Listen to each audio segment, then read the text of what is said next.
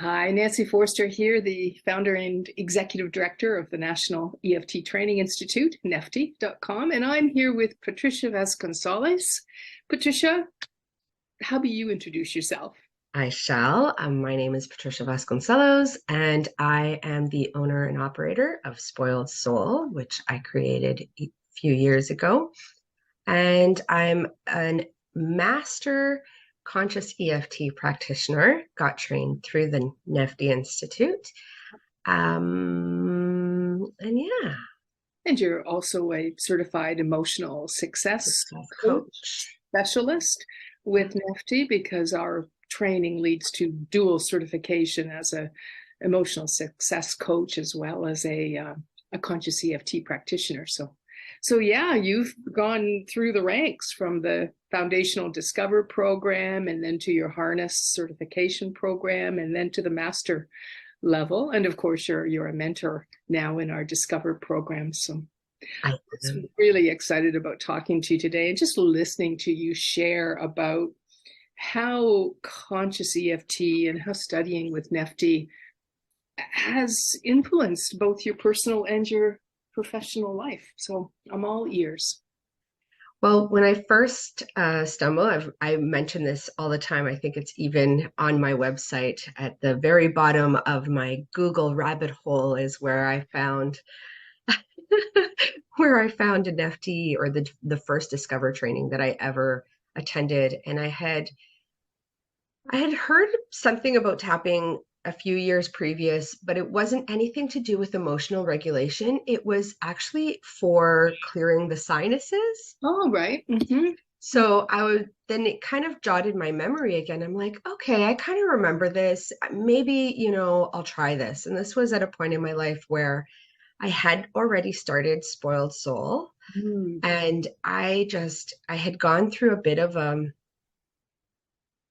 I'll call it a bit of a rock bottom in my life. And I had closed down my bookkeeping business, and it was like, I just wanted to heal the world. I thought that if I open up this Spoiled Soul, I'm going to heal the world and I'm going to be better. Yeah. And that was quite a silly idea at the time. But Here is it that you felt the calling, I did. I did. like a longing for something, your soul really calling you. Yeah, absolutely. And it was my first ever Discover where I realized that, oh, I think I'm doing this a little bit backwards. I think I have to go in first before I go out. So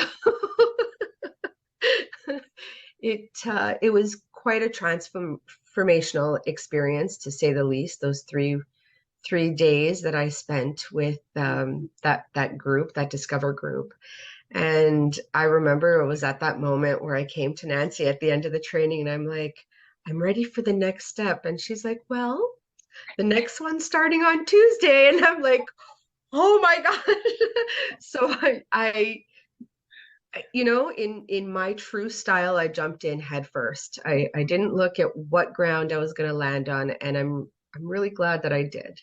I Yeah. am really glad that I did, because that harness experience, the 10 months that I spent um, in harness, was such a game changer for Wow. me in so many ways. Wow. In what ways? Yeah. So on a personal level, I mean, I am a mom of three boys, so that is definitely my mom game definitely changed. My ability to speak to I remember giving them conditions. For example, it's like, don't talk to mommy unless she's had her coffee in the morning. Wow. It's like, gosh, looking back at those times, it's like my kids went through such a huge transformation with me, like to be able to be comfortable enough with my new behaviors, my new found inner calm, inner peace, and trust me enough with all of their emotions now, Wow. is where, like, even to this day, like, that brings tears to my eyes. Yeah. Yeah. I really resonate, Patricia. I working energetically, integrating that with everything else I learned as a psychotherapist for 30 years. But really, it's the energy work that really shifted internally, as you say, on the inside. And probably the greatest gift, the one I give gratitude for every day, is the relationship with my child. I, before that, I was parenting from the outside. Basically, there was no inside at all. And so I was trying to adhere to some set of standards that I thought mothers were supposed to do. And I can see now, looking back, I was just reenacting the way that I was raised. Yeah. And so I am just so grateful. He's 31 years old now. And I feel like I enjoy him as another marvelous human being in the world, rather than being stuck inside the constraints of the mother role. And that has brought such deliciousness. It has. I totally agree and resonate with that as well. I think the one thing that I love that has definitely shifted was being a mom who always needed a break. Right. Oh, I need a break. To now being a mom who's like, I can't get enough of my kids. And I know that it's a matter of time where I'm like not cool enough anymore. And, they'll go through that phase, and that's totally cool. Yeah. Or maybe not, right? Or maybe not. We don't even know. Yeah, maybe not. Maybe this transformation was everything that they needed to, so that I can continue to be cool over the years, and they can still find it in their hearts to hang out with dear old me. Yeah, that's really what kind of takes my breath away, is that, in my relationship with my mother in particular, it was like, Yeah. Full of obligation and expectations, and all of that got in the way of the real expression of love and care. And so it kind of always takes me aback that it appears to me that my adult child actually does enjoy spending time with me. And that's what it is I'm so grateful for. Yeah, that is. I look forward to that. I definitely look forward to that. So, and I like the fact that, even now, my oldest, who will be 20 in February, finds it comfortable enough to hang out here with his friends. So, I mean, that's got to say something as well, because I know there's no way I'd hang out at home with my mom when I was a kid. I would be like, no, sorry, we got to go to this, I don't know, place somewhere else. Yeah, right. Wherever that is. So, yeah. And what's your theory about how that shift has happened for your children and for you? What is it that actually transformed as a result of all your training and practice with NeftTi? Oh, that's so nice. I'm gonna have to say that the big word is trust. The big word is trust. When a child can trust their parent, no matter what comes out of their mouth, to sit there and hold space, then it's a very different story. And actually, Nancy, you're like a really the story that you had with the mat, that you like, this is like the anything goes mat, the rant mat. We're going to go and we're going to stand on the mat, and it doesn't matter what you say about me. We're going to be okay. We're going to let it out. We're going to get through it. I'm like, what if, what if this is a possibility? What if I can allow my kids, I can, separate myself from the mom. Yeah. And just allow them to be little humans who have stuff to get out. Right. And who need a safe container. Yeah. Someone, as you say, where there is sufficient trust in the relationship, where they can, my son used to call that unzip. He'd come home from school and he'd say, I need to unzip now. So off we'd go to this little ranting carpet, and he would like metaphorically unzip I love his that. whole experience of the day. And, Oh, you know, that like brings tears to my eyes because we have a few better human beings out in the world right now because of the work that we've done. I yeah. like between you and I, that's 4 human beings. How many more do we have to go? And if we can just get a few more parents at a time, I think that, we're off to this like wonderful planet filled with emotionally regulated human beings. And it's like that brings me so much hope. Oh, beautiful. And so is that part of your professional calling? Like, how has this all translated into, I love how you're talking about how it's come through you in the parenting expression, and how has it come through you in the professional expression in the world? Um, well, obviously the relationship's a little bit different because you're nobody's parent when they're coming into your office. Yeah. And I think hmm, I know that the feedback that I've gotten from people is like there's a lot of gratitude for the little changes that have happened along the way. Hmm. And I definitely focus on the celebration with my clients, especially our phase 4, raving. Yeah. And I want to say that the biggest feedback that I get back is how gentle people have learned to be with themselves. Nice. Hmm. Um, and in the calling world, it's interesting because I've taken my time to really niche myself. And although there's a certain amount of clientele that come to me for business related purposes, Yeah. just because of my background in bookkeeping, I've been really kind of getting the calling to focus my attention on the parenting aspect and Mm-hmm. making more inclusive programs of parent and child. Hmm. So really, the in a sense, the client is the relationship that exists between Mhm. parent and child. Yeah. And Really. I really love also focusing. So the one thing that I'm doing a lot of right now are retreats. I'm Mhm. really enjoying the retreats. And I find that there's so many retreats that I would love to be a part of, but I'm like, I'd really love my kids to be a part of this too. Mhm.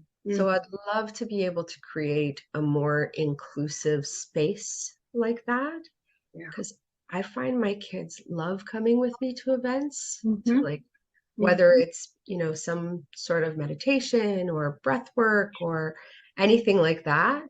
So I'd Yeah. love to create something that's a little bit more inclusive with EFT involved. Oh, beautiful. I'm thinking as I'm listening to you, back when my child was born 30 years ago, one of the first things we did together, I think he was like 2 weeks old, and I was still in my like super achiever, super mom role.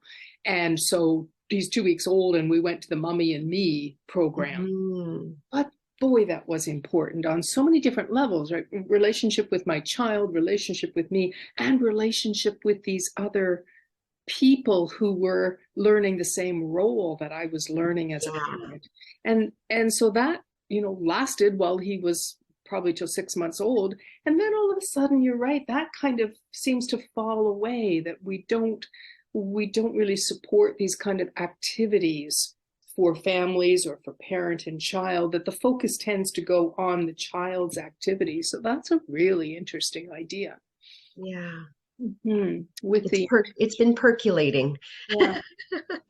Yeah, exactly. So how do we support parents to be with their children in, the field would call it healthy attachment ways, right? How do we support parents in really practicing healthy attachment? Oh, well, let's do that through some enjoyable activities for parent and child and use that as a vehicle Yeah. for that Yeah. support. Yeah. Some of, and just through experience with my children, some of the things they really love is anything to do with instruments. So if there's sound baths and all of that stuff, or estatic dance is another one of their favorites. Nice. And there's always some sort of meditation that's involved. So to watch them become mindful with their breathing and their themselves is such a beautiful thing. Mm-hmm. Now Mm-hmm. just adding some EFT into that, that'd be my perfect recipe. Well, that would bake quite a cake, I can imagine. Tell me a little bit. I know you have a podcast that sounds so intriguing. What's I, that all I, about?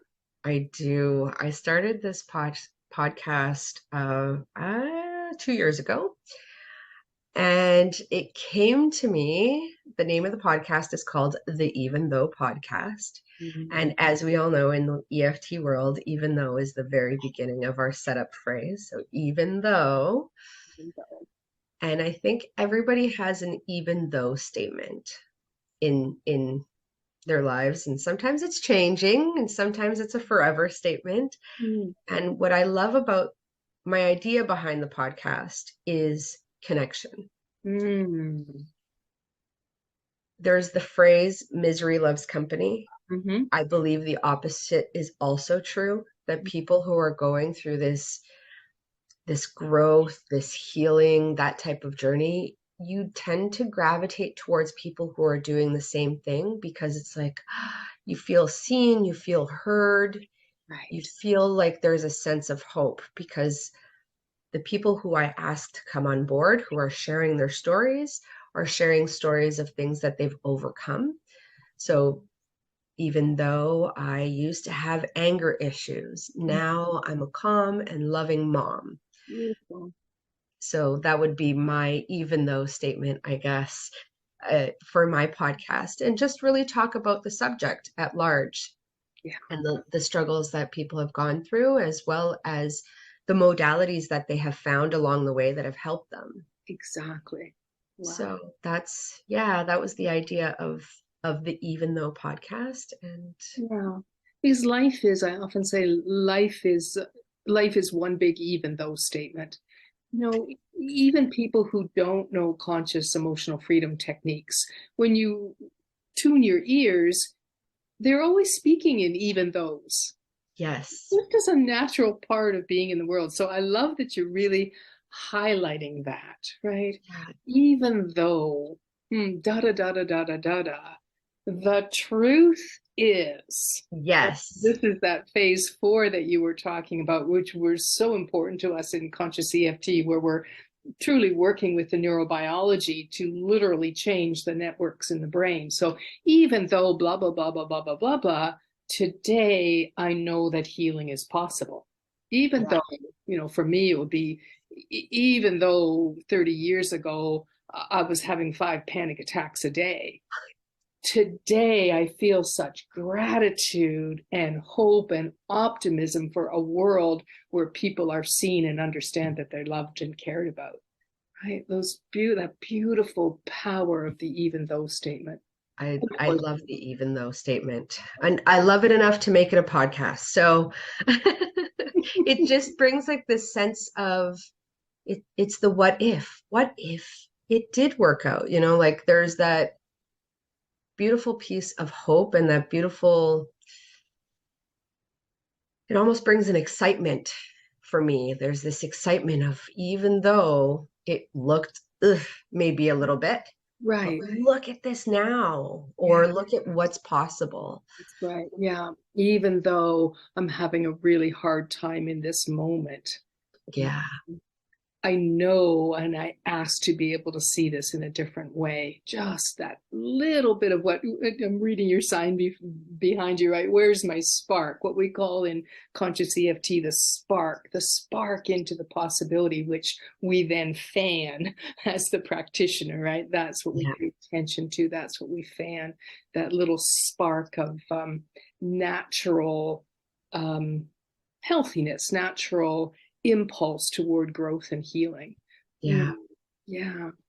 The other phrase I love is even if, Mm, yes. right? Same idea, but different. Even if, at the moment, I'm using that a lot as I up level my relationship with marketing. Right. I'm realizing, as NeftTi gets bigger and more known in the world, up comes this new level of old stinky thinking around marketing. Right. Yeah. So even if the one I'm working on now is even if somebody has already said what I'm saying, Yeah. Yeah. the way that I'm saying it may be unique and very special to somebody, right? Really shifting that kind of belief into greater openness and possibility. It definitely worked for me. So Yeah. There's always work to be done there, isn't it? I used to be really angry at that. It's like, when am I going to be enlightened? And now it's like, well, this is just what it means to have a human experience. Is there's always greater possibilities, greater openings, and if I will just take responsibility for the current nature of my energy, that will open up to greater possibility. Yes. Well, anything else? What are your final words here, Patricia? What would you like to leave us with? I'm just extremely grateful. Yeah, me too. Extremely grateful for that 3 a.m. rabbit hole I found myself in. We're sort of full circle, right? I'm trying to make it easier for people to find us without having to go into the 3 a.m. rabbit hole. Well, in all honesty, it was the first thing that popped up for me. So you're on the right track. However, I just didn't know what I was looking for. That's exactly right. That is part of the magic, and you spoke about trust, is really understanding and trusting that people are attracted to NeftTi and the way we hold this work. It's not a coincidence, right? It's always, always such beautiful groups that form. There is definitely a wisdom greater than us that is pulling us all together in these ways. So trusting that really is the journey, isn't it? Absolutely. Yeah. Absolutely. People can get a hold of you. The easiest way is at Spoiled soul. spoiled.com. That's right. Right. And they can get a hold of me and NeftTi at NeftTi.com, National EFT Training Institute.com. So there's two T's, NEFTTI.com. And you can find out about our foundational training, Discover, and then the rest of the programs that Patricia's been sharing about. Absolutely. Thank you so much. It's just a joy to hang out with you for a little while. Thank you so much. All right. Always Bye. a pleasure.